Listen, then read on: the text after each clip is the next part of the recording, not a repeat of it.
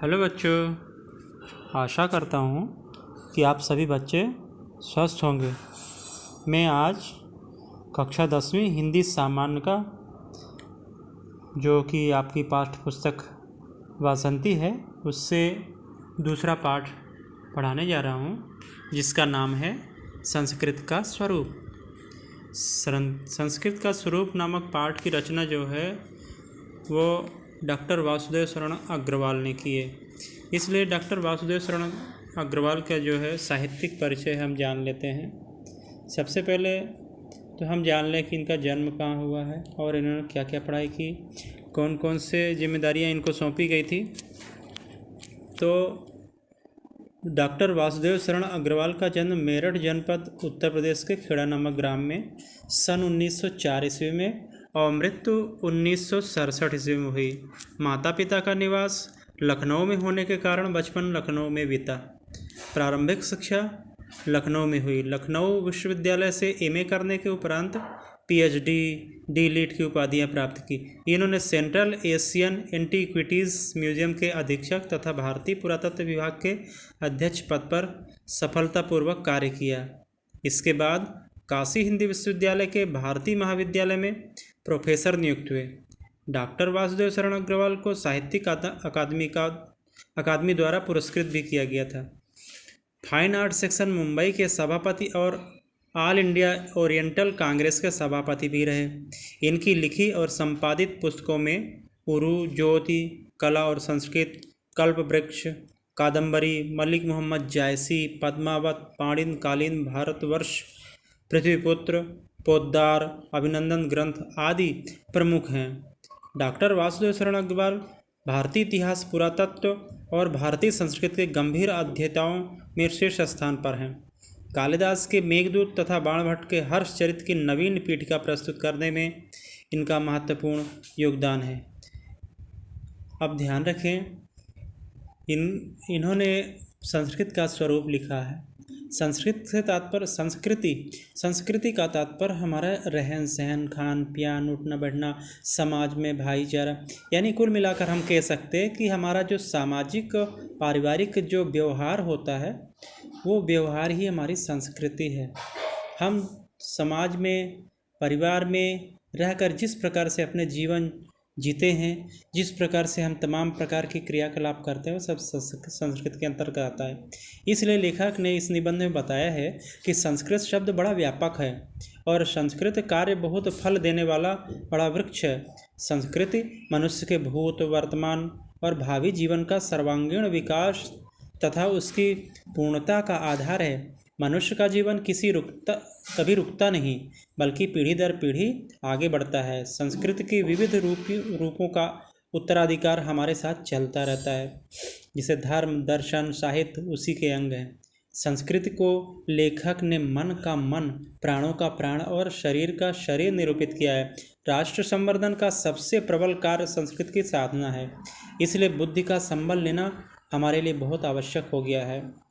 पूर्व और नूतन का जहाँ मेल होता है, यानी हमारी प्राचीन परंपरा और आज आधुनिक परंपरा का जहाँ पर भी मेल होता है, मिलाप होता है, वही उच्च संस्कृत की उपजाऊ भूमि, अर्थात दोनों का समन्वय ही उच्च संस्कृत की उपजाऊ भूमि है।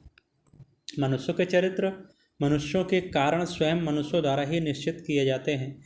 हमें दुराग्रहों से मुक्त होकर ही प्रत्येक वस्तु को कसौटी पर कसकर देखना चाहिए। दुराग्रह मतलब तटस्थ होकर देखना चाहिए, यानी कि दुराग्रह यानी किसी के प्रति भी, किसी चीज़ के प्रति अगर मनुष्य के अंदर पहले से ही एक विचार बन जाता है, उसके प्रति जो खिन्नता बन जाती मन में, जो एक ऐसा आग्रह बन जाता है, दुर्भावनापूर्ण आग्रह बन जाता है, उसी को हम कहते हैं दुराग्रह।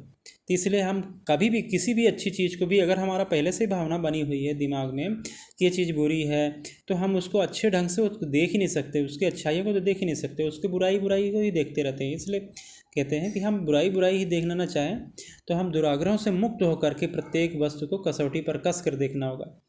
कर्म से भयभीत व्यक्ति केवल विचारों की उलझन में फंस जाता है, तब वह जीवन की किसी नई पद्धति या संस्कृति को जन्म नहीं दे पाता है। इसलिए पूर्वकालीन संस्कृति के जो निर्माणकारी तत्व हैं उन्हें लेकर हम कर्म में लगें और नई वस्तु का निर्माण करें। तो हम पाठ का प्रारंभ करते हैं। अभी आपका देखा ये केंद्रीय भाव था, पूरे पाठ का निचोड़ था। अब पाठ का वाचन करते हैं, ध्यान रखें। बड़े अच्छे ढंग से लिखा है लेखक ने कि संस्कृत की प्रवृत्ति महाफल देने वाली होती है। सांस्कृतिक कार्य के छोटे से बीज से बहुत फल देने वाला बड़ा वृक्ष बन जाता है।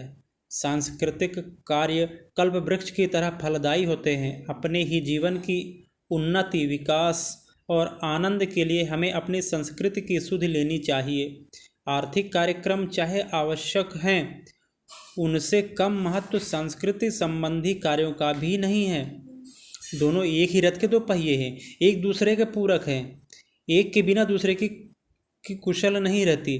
जो उन्नत देश हैं वे दोनों कार्यों को एक साथ संभालते हैं। वस्तुतः उन्नति का करने का यही मार्ग है। मन को भुलाकर केवल शरीर की रक्षा पर्याप्त नहीं है। मन को भुलाकर यानी कि मन जिसमें रुचे, मन को जो अच्छा लगे उस ढंग से रहे। नहीं तो ये तो पेट भरने का काम तो पशु भी कर लेता है। इसलिए पशु से भिन्न बनने के लिए मनुष्य को उसकी संस्कृति का एक महत्व उसके अंदर जरूर होना चाहिए। संस्कृत में रचा बसा जरूर होना चाहिए व्यक्ति को। संस्कृत मनुष्य के भूत, वर्तमान और भावी जीवन का सर्वांग पूर्ण प्रकार है। हमारे जीवन का ढंग हमारी संस्कृति है। संस्कृति हवा में नहीं रहती, उसका मूर्ति रूप होता है। जीवन के नानाविध रूपों का समुदाय ही संस्कृति है। जब विधाता ने सृष्टि बनाई तो पृथ्वी और आकाश के बीच का विशाल अंतराल नाना रूपों से भरने लगा। सूर्य, चंद्र, तारे, मेघ, षड्ऋतु, उषा, संध्या आदि अनेक प्रकार के रूप हमारे आकाश में भर गए। ये देव शिल्प थे। देव शिल्पों ने संस्कृति भुवनों में व्याप्त हुई। प्रकृति की देव शिल्पों से प्रकृति की संस्कृत भुवनों में व्याप्त हुई। इसी प्रकार मानवीय जीवन के उषा काल की हम कल्पना करें। उसका आकाश मानवीय शिल्प के रूपों से भरा गया। इस प्रयत्न में सहस्त्रों वर्ष लगे। यही संस्कृत का विकास और परिवर्तन है। जितना भी जीवन का ठाठ है उसकी सृष्टि मनुष्य के मन, प्राण और शरीर के दीर्घकालीन प्रयत्नों के फलस्वरूप हुई है। मनुष्य जीवन कभी रुकता नहीं है, पीढ़ी दर पीढ़ी आगे बढ़ता रहता है। संस्कृत के रूपों का उत्तराधिकार भी हमारे साथ चलता रहता है। धर्म, दर्शन, साहित्य, कला उसी के ही अंग हैं। संसार में देश भेद से अनेक प्रकार के मनुष्य हैं। मतलब जितने देश हैं उतने प्रकार के मनुष्य हैं, उनके रहन सहन उतने प्रकार से, उनकी संस्कृतियाँ भी अनेक है। यहाँ नानात्व अनिवार्य है, माने विविधता अनिवार्य।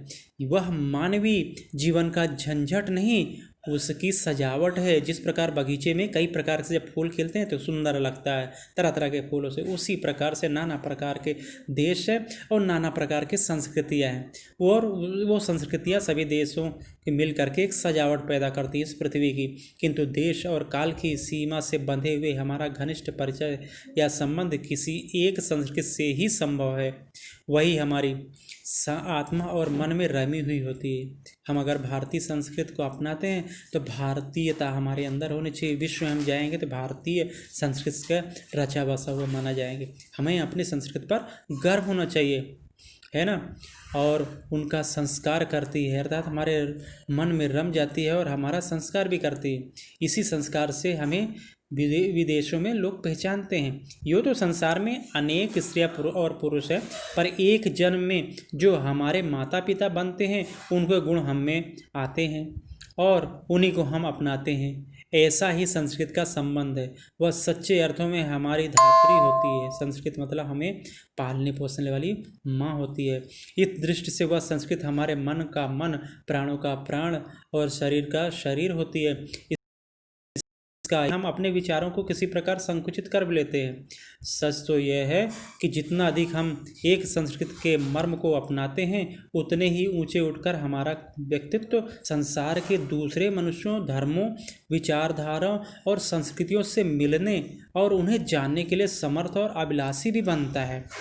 हम इस प्रकार से हम जितने ज़्यादा दूसरे संस्कृति को समझने लगेंगे, जानने लगेंगे, तो हम लगातार जिज्ञासा को प्राप्त करेंगे। अर्थात हमारे मन में तरह तरह की जिज्ञासाएं होंगी दूसरे संस्कृति को जानने की, उनकी अच्छी बातों को ग्रहण करने की।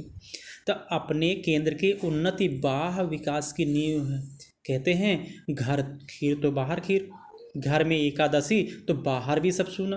अर्थात जब घर भरा हो, घर घर धन धान्य से पूर्ण हो, यानी हमारी संस्कृति जब उन्नत हो, हमारी संस्कृति की तमाम प्रकार की जो अच्छाइयाँ जब परिलक्षित होती हैं, तो समझ जाए कि पूरा विश्व ही हमारे संस्कृति को वाहवाही करता है, तारीफ करता है, हमारा भी सम्मान करता है।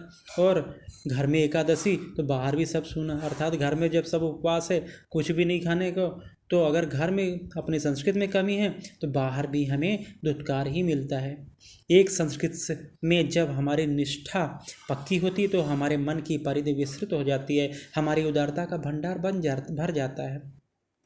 कहा भी गया ना, हमारे जैसे भारतीय संस्कृति है, भारतीय संस्कृति में यही है कि हम सभी धर्मों का सम्मान करते हैं, सभी धर्म के देवताओं का एक ही बात मानते हैं कि सभी ने सभी का हित और उपकार करने का प्रयास किया है। इसीलिए हम अपने वेदों के बारे में भी कहते हैं कि 4 वेद 6 शास्त्र में लिखी है बातें दोए, दुख दीने दुख होत है, सुख दीने सुख होए।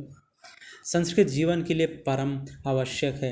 राजनीति की साधना उसका केवल एक अंग है। संस्कृत राजनीति और अर्थशास्त्र दोनों को अपने में पचाकर इन दोनों से विस्तृत मानव मन को जन्म देती है। राजनीति में स्थायी रक्त संचार केवल संस्कृत के प्रचार प्रसार ज्ञान और साधना से संभव है। संस्कृत जीवन के वृक्ष का संवर्धन करने वाला रस है। जीवन के वृक्ष का यानी जीवन रूपी जो वृक्ष होता है उसको प्रगति में लाने वाला है, यानी कि उसका विकास करने वाला ही हमारा संस्कृत रस है। संस्कृत के रस से सींचे जाने पर मनुष्य जो है बढ़ता है, फैलता है, विकसित होता है। राजनीति के क्षेत्र में तो इसके इने गिने पत्ते ही देखने में आते हैं, अथवा यूँ कहें कि राजनीति केवल पथ की साधना है, संस्कृत उस पथ का साध्य है, यानी पथ की साधना है। पथ में चलने वाले इस पथ का प्रयोग सिर्फ संस्कृत उस राजनीति का प्रयोग करता है। भारतीय राष्ट्र अब स्वतंत्र हुआ है, इसका अर्थ यह है कि हमें अपनी इच्छा के अनुसार अपना जीवन ढालने का अवसर प्राप्त हुआ है। जीवन का जो नवीन रूप हमें प्राप्त होता है अकस्मात अपने आप गिरने वाला नहीं है, उसके लिए जानबूझकर निश्चित विधि से हमें प्रयत्न करना होगा। राष्ट्र संवर्धन का सबसे प्रबल कार्य संस्कृत की साधना है, उसके लिए पूर्वक प्रयत्न करना आवश्यक है। देश के प्रत्येक भाग में इस प्रकार के प्रयत्न आवश्यक हैं। इस देश की संस्कृत की धारा अति प्राचीन काल से बहती आई है, हम उसका सम्मान करते हैं, किंतु उसके प्राणवत तत्व को अपना कर ही हम आगे बढ़ सकते हैं। उसका जो जड़ भाग है उस गुरुतर बोझ को यदि हम ढोना चाहें तो हमारी गति में अड़चन उत्पन्न हो सकती है। निरंतर गति मानव जीवन का वरदान है। व्यक्ति हो या राष्ट्र हो, जो एक पड़ाव पर टिका रहता है उसका जीवन भी ढलने लगता है, अर्थात जहाँ पानी रुका रहता है वो पानी सड़ने लगता है। यानी हमें अपनी संस्कृति में नित्य नूतन जो परिवर्तन होता है समय के अनुसार उस करते रहते हैं। अब जैसे कि एक समय था कि हमारे जो खेत होते हैं उनकी जुताई बैलों से हल से होती थी। अब बाद में धीरे धीरे जैसे टेक्नोलॉजी हमने ऐसे टेक्नोलॉजी विकसित कर लिया, ऐसा इंजन विकसित कर लिया जो कि एक साथ जो है 8-12 हल के बराबर चलता है और ज़्यादा तेज़ी से चलता है, जैसे ट्रैक्टर। तो ट्रैक्टर से हम जुताई करने लगे। और आज भी पता चले कि हम फावड़े से खेत की जुताई करें, फावड़े से खोदते खोदते मिल जाए तो समझ जाओ कि एक में तब तक में बीज बोने का समय भी निकल जाएगा। तो इस प्रकार से हम कह सकते हैं कि नवीन संस्कृति को अपनाते रहें, पूर्व संस्कृति में जड़वत जड़ न हो जाए, नहीं तो कहते हैं कि रुका हुआ पानी सड़ जाता है, बदबू आने लगती है। इस प्रकार से हमारी संस्कृति में तरह तरह की बुराइयां हो जाएंगी। तो इस प्रकार से कहता है कि निरंतर गति मानव जीवन का वरदान है। व्यक्ति हो राष्ट्र हो एक पड़ाव पर टिका रहता है, उसका जीवन भी ढलने लगता है। इसलिए चरय वेद की धुन जब तक राष्ट्र के रथ चक्रों में गूंजती रहती है तभी तक प्रगति और उन्नति होती है। अर्थात चरैवेति माने लगातार आगे बढ़ते रहने का, लगातार नए ऊंचाइयों को छूने का, नई टेक्नोलॉजी का, नई अच्छाइयों को प्राप्त करने का, तभी हम कह सकते हैं कि मनुष्य का जीवन प्रगति और उन्नति के शिखर पर आगे बढ़ रहा है। अन्यथा प्रकाश और प्राण के कपाट बंद हो जाते हैं और जीवन रुंध जाता है। हमें जागरूक रहना चाहिए, ऐसा न हो कि हमारा मन परकोटा खींचकर आत्मरक्षा की साध करने लगे, अर्थात हम अपने आप को चारों तरफ से ढक करके बैठ जाएं। पूर्व और नूतन का जहाँ मेल होता है वही उच्च संस्कृति उपजाऊ भूमि है। लेखक ने कहा है कि हमारे प्राचीन जो परंपराएं हैं, जो हमारे विचार हैं, उनको अपनाते उन अच्छाइयों का तन मैंने नवीन परिवेश में ढालना है। जिस प्रकार से हम नवीन परिवेश में ढालकर जब उसका प्रयोग करते हैं तो उसी को हम कहते हैं उच्च संस्कृति, है ना। तो इस प्रकार से हमारा नूतन और पूर्व जो है उच्च संस्कृति की उपजाऊ भूमि है। ऋग्वेद में पहले ही सूक्त में कहा गया है कि नए और पुराने ऋषि दोनों ही ज्ञान रूपी अग्नि की उपासना करते हैं। यह अमर सत्य है। कालिदास ने गुप्त काल की स्वर्ण युगीन भावना को प्रकट करते हुए लिखा है कि जो पुराना है वो केवल इसी कारण अच्छा नहीं माना जा सकता, और जो नया है उसका भी इसलिए तिरस्कार करना उचित नहीं है। बुद्धिमान दोनों को कसौटी पर कसकर किसी एक को अपनाते हैं। जो मूढ़ हैं उनके पास घर की बुद्धि का टोटा होने के कारण वे दूसरों के भुलावे में आ ही जाते हैं। गुप्त युग के ही दूसरे महान विद्वान श्री सिद्धसेन दिवाकर ने कुछ इसी प्रकार के उद्गार प्रकट किए थे। जो पुरातन काल था वह मर चुका, वह दूसरों का था। आज का जन्म यदि उसको पकड़ करके बैठेगा तो वह भी पुरातन की तरह मृत्यु हो जाएगा। पुराने समय के जो विचार हैं वे तो अनेक प्रकार के हैं। कौन ऐसा है जो भली प्रकार उसकी परीक्षा किए बिना अपने मन को उधर जाने देगा?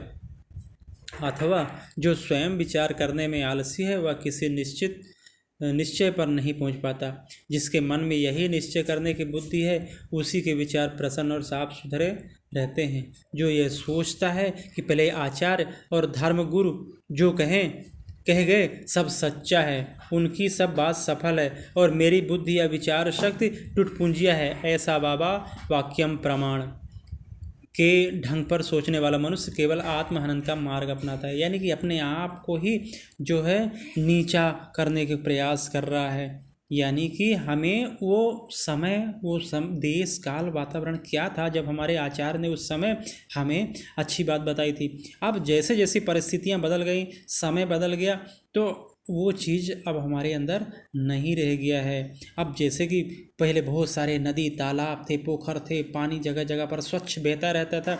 तो अगर उन्होंने कहा कि रोज़ सुबह पोखर में जाके स्नान करना है, पता चला कि उस पोखर पानी ही नहीं है, बिल्कुल कीचड़ है। अगर हम आज उसमें जाके स्नान करें उस कीचड़ में तो वह कहाँ तक तर्कसंगत है। यानी कि समय के अनुसार सब चीज़ धीरे धीरे बदल रहा है। तो हमें उसमें अपने धर्म गुरुओं के और आचार्यों की बातों में थोड़ा सा सुधार करते हुए समय के साथ चलना चाहिए, है ना। इसीलिए जो है कहा गया है कि अगर उन चीज़ों को अपनाता है तो मनुष्य केवल आत्महनन का ही मार्ग अपनाता है।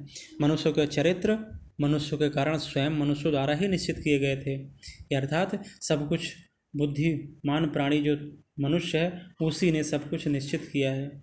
यदि कोई बुद्धि का आलसी या विचारों का दरिद्री बनकर हाथ में पतवार लेता है तो वह कभी उन चरित्रों का पार नहीं पा सकता है जो अथाह है और जिसका अंत नहीं। अर्थात कोई भी कम बुद्धि वाला या अल्पज्ञ व्यक्ति जो है, जो आगे नहीं बढ़ना, वो अगर हमारे संस्कृत को अगर नापना चाहे, उसको पार करना चाहे, तो वो तो फिर बेकार चीज़ है। और ये हमारी संस्कृत अथाह अनंत सागर है जिसका वो पार नहीं प्राप्त कर सकता। जिस प्रकार हम अपने मत को पक्का समझते हैं वैसे ही दूसरों का मत भी तो हो सकता है। दोनों में से किसकी बात कही जाए। इसलिए दुराग्रह को छोड़कर परीक्षा की कसौटी में प्रत्येक बस को कसकर देखना चाहिए। यानी तटस्थ होकर के हमें हर चीज़ का समय के अनुसार कौन सी चीज़ लागू होती है, कौन सी सही खरी उतरेगी, उसका ही देखना चाहिए। गुप्तकालीन संस्कृत के ये गूंजते हुए स्वर प्रगति, उत्साह, नवीन पथ, संशोधन और भार मुक्त मन की सूचना देते हैं। राष्ट्र के अर्वाचीन जीवन में भी इसी प्रकार का दृष्टिकोण हमें ग्रहण करना आवश्यक है। कुषाण युग के आरंभ की मानसिक स्थिति का परिचय देते हुए महाकवि अश्वघोष ने तो यहाँ तक कहा था कि राजा और ऋषियों के उन आदर्श चरित्रों को जिन्हें पिता अपने जीवन में पूरा नहीं कर सके उन्हें पुत्रों ने कर दिखाया। राज्ञां ऋषीणां चरितानि तानि कृतानि पुत्रैर्कृतानि सपूर्वे, है ना। नए और पुराने के संघर्ष में इस प्रकार का सुलझा हुआ और साहसपूर्ण दृष्टिकोण रखना आवश्यक है। इससे प्रगति का मार्ग खुला रहता है। अन्यथा भूतकाल कंठ में पड़े खटखटे की तरह बार बार टकराकर हमारी गाड़ियों को तोड़ता रहता है। भारतवर्ष जैसे देश के लिए यह और भी आवश्यक है वह भूतकाल की जड़ पूजा में कहीं फंसकर उसी को संस्कृत का अंग न मानने लगे। भूतकाल की रूढ़ियों से ऊपर उठ करके उसके नित्य अर्थ को ग्रहण करना चाहिए। आत्मा को प्रकाश से भर देने वाली उसकी स्फूर्ति और प्रेरणा स्वीकार करके आगे बढ़ना चाहिए। जब कर्म की सिद्धि पर मनुष्य का ध्यान जाता है तब वह अनेक दोषों से बच जाता है। जब कर्म से भयभीत व्यक्ति केवल विचारों की उलझन में फंस जाता है तब वह जीवन की किसी नई पद्धति या संस्कृति को जन्म नहीं दे पाता है।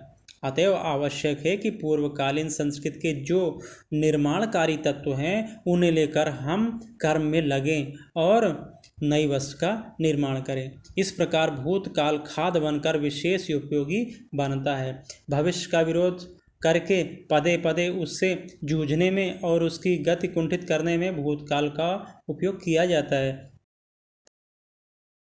तब है और समाज में दो प्रकार की विचारधारा फैलकर संघर्ष को जन्म देती है। हमें अपने भूतकालीन साहित्य में से आत्मत्याग और मानव सेवा का आदर्श ग्रहण करना होगा। अपनी कला में से आध्यात्म भाव को प्रतिष्ठा और सौंदर्य विधान के अनेक रूपों और अभिप्रायों को पुनः स्वीकार करना होगा। अपने दार्शनिक विचारों में से उस दृष्टिकोण को अपनाना होगा जो समन्वय, मेल जोल, समवाय और संप्रीति के जीवन मंत्र की शिक्षा देता है, जो विश्व के भावी संबंधों का एकमात्र नियामक दृष्टिकोण कहा जा सकता है। अपने उच्चाशय वाले धार्मिक सिद्धांतों को मत कर उसका सार ग्रहण करना होगा। धर्म का अर्थ संप्रदाय या मत विशेष का आग्रह नहीं है। रूढ़ियाँ रुचि भेद से भिन्न होती रही हैं और होती रहेंगी। धर्म का मथा हुआ सार है प्रयत्नपूर्वक अपने आप को ऊंचा बनाना। जीवन को उठाने वाले जो नियम हैं वे जब आत्मा में बसने लगते हैं तभी धर्म का सच्चा आरंभ मानना चाहिए। साहित्य, कला, दर्शन और धर्म से जो मूल्यवान सामग्री हमें मिल सकती है उसे नए जीवन के लिए ग्रहण करना, यही संस्कृत कार्य की उचित दिशा और सच्ची उपयोगिता है। तो बच्चों, ये रहा आपका पाठ। अब आप इनसे कुछ कठिन शब्द आए थे उनको भी जानना चाहिए। जैसे अर्वाचीन आया, अर्वाचीन का मतलब नवीन होता है। प्राचीन का विलोम है अर्वाचीन। प्रवृत्ति, मन का किसी विषय की ओर झुकाव। भावी माने भविष्य का, आगामी। सहस्त्रों माने हजारों। नानात्व माने विविधता। चरैवेति यानी चलते रहो। पुरातन माने पुराना। प्राचीन आत्महनन यानी स्वयं को मारना। समन्वय माने मेल, संयोग। नियामक, नियम निर्धारित करने वाला। इस प्रकार से आप शब्दार्थ पढ़ लेंगे। प्रश्न के उत्तर आपको आराम से किताब से समझ लोगे तो मिल ही जाएगा। इसलिए वीडियो ज़्यादा लंबा हो रहा है, मैं यहीं पर रोकता हूँ। अब अगला वीडियो